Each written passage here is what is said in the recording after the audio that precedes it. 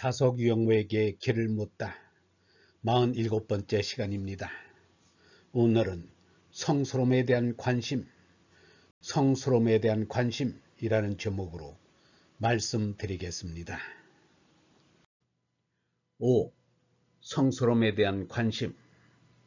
글쓴 이는 하이데거의 존재와 성스러움이라는 논문에서 하이데거가 휠덜린의 시를 통해 제시해 보인 성스러움의 특징들을 다음과 같은 4가지로 정리하였다. 즉, 온전함, 열려있음, 자신을 숨김, 그리고 신비스러운 힘 등이다.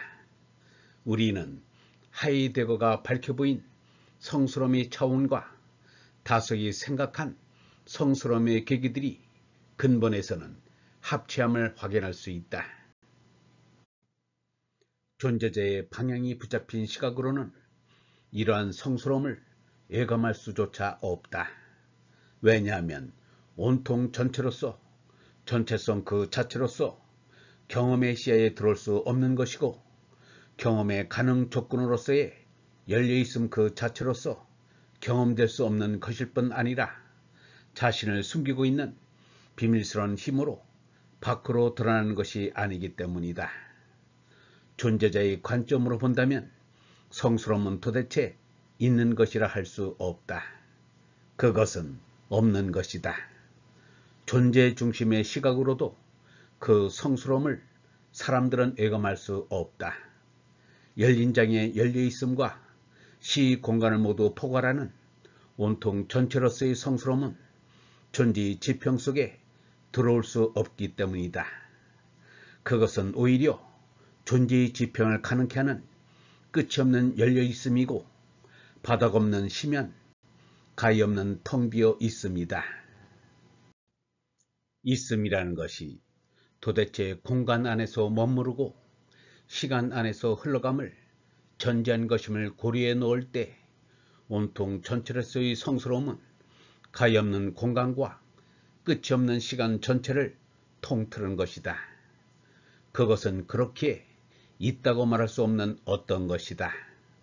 그러한 없음을 우리는 앞에서 없이 있음이라고 이름하기로 했다. 존재자의 눈이 멀고 현전 중심의 존재에 얽매여 존재를 현존하는 것에 현존함 속에서만 볼 경우 성스러움의 영역은 없다. 존재 망각의 역사와 더불어 성스러움의 영역이 사라지고, 그래서 신들이 떠나게 되는 것은 당연한 귀결이다. 기술과 과학의 시대에 우리는 성스러움이 외면되고 있는 불행한 시대를 살고 있다. 그러나 우리 시대의 불행은 이러한 시대를 살면서도 전혀 그런 온전치 못함을 느끼지 못하고, 그런 세계 속에서 오히려 포근함과 안온함을 느끼고 있다는 데 있다. 가장 큰 위기는 위기 속에 던져져 있으면서도 그 위기를 전혀 눈치채지 못하는 거기에 있다. 그런 위기가 일으키는 보이지 않는 바람을 느끼기 위해서 우리는 철학, 곧 서양 철학, 형이상학, 곧 서양 형이상학이 하던 서양 중심의 형이상학적 이해의 틀을 탈피해야 한다는 서양 철학자들의 주장을 귀담아 들어야 한다. 탈렛에서 시작된다는 철학 자체의 시원이 하나의 형이상학적 사건에 불과하다는 것, 그리고 그 사건은 단지 그리스적인 존재자 전체로의 침입 사건일 뿐임을 우리는 하이데거와 더불어 확인할 수 있다. 따라서 그것은 형이상학의 유일한 근원이나 유래일 수 없으며, 형이상학적인 것에 대한 탐구의 전형이 될 수도 없고, 더구나 존재 사건 그 자체일 수는 결코 없다.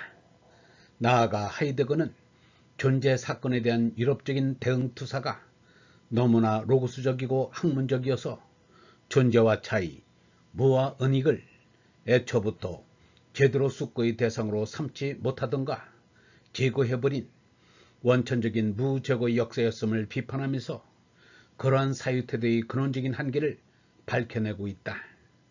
그리고 하이데거는 이러한 존재자 중심, 현전 중심, 탈은폐 중심, 인간 주체 중심의 존재 역사가 몰고 온 위험을 우리가 처해 있는 기술과 과학의 시대에 가장 큰 위험으로 간주하며 그에 대한 대책을 촉구하고 있다. 표상하는 사유에게 주어지지 않는 것은 전부 존재하지 않는 것이라고 규정하고 그것에 대한 숙고와 논의를 원천적으로 막아버린 귀결이 오늘날 지구의 곳곳에서 벌어지고 있는 자연 파괴와 환경 파손이며 이것은 그동안 봉쇄당했던 무가 버리는 무의 반란의 현상임을 하이데거는 드러내 보이고 있다.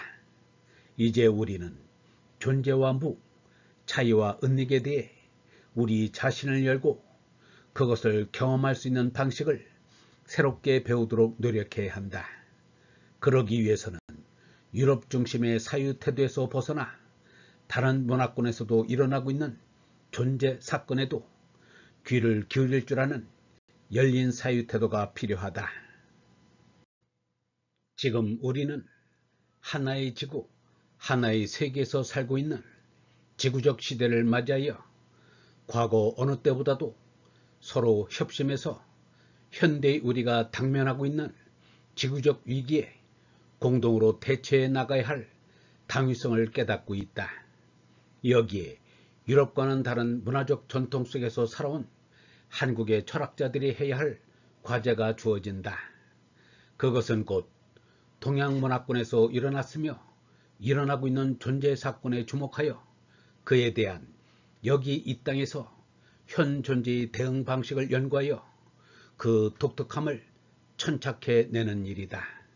서양이 자기 중심적인 우월감으로 자신만의 전통을 고집하며 자기 시각에 사로잡혀 모든 것을 형이상학적으로 존재자 중심, 로고스 중심으로 고찰해 왔다면 일찍부터 서양 문화가 침투함으로써 자유롭지 못하게 존재자 전체에 대한 시각을 바꿔야 했던 동양인들의 열린 시야가 이제는 문제를 새롭게 보는데 도움이 될 수도 있을 것이다. 우리 동양인들은 어쩔 수 없이 세계 문화적인 시각으로 사물을 보고 판단하고 행위하며 살고 있는 셈이다. 이제 우리는 우리 자신에 대한 반성적 숙고함이 필요하다. 우리의 전통을 새로운 시각으로 재해석하고 달라진 해석학적 상황과 예의 집행에 대해 성찰하여 우리 시대에 부합하는 새로운 존재이해의 틀을 만들도록 힘써야 한다. 거기에는 분명히 무, 공, 허 등의 비존재적인 것에 깊은 관심을 많이 쏟아왔던 우리의 전통적인 사유 태도가 유럽인들이 경험하지 못했던 새로운 존재의 길을 열어줄 수 있는 가능성이 놓여 있다.